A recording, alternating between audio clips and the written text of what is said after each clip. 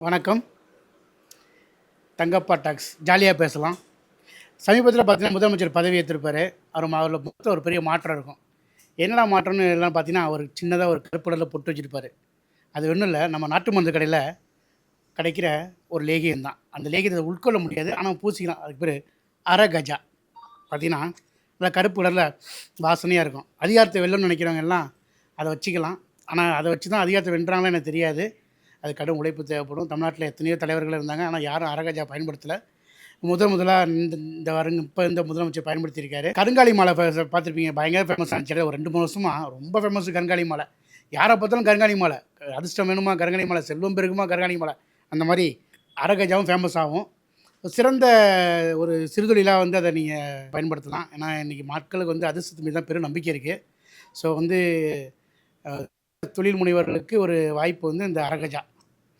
நல்ல வாசனையா தான் இருக்கு. நேத்து கருப்பா இருக்கும். ஏன்னா நெத்தியில கருப்ப மறைக்க தான் நாம வந்து துண்ணூற பூசுவோம். பட் இது வந்து பரவால்ல. கருப்பு மையோட யூஸ் பண்ணிக்கலாம். ஏன்னா அதிகாரத்த நோக்கி பயணிக்கிறோம் இல்லையா? ஸோ அரகஜா நம்ம இந்த புதிய முதலமைச்சர் மூலியமா நான் தெரிந்து கொண்ட ஒரு புதிய வந்து அரகஜா. அதிகாரத்தை கைப்பற்றும் அரகஜா பூசிக்கொள்வோம். நன்றி, வணக்கம்.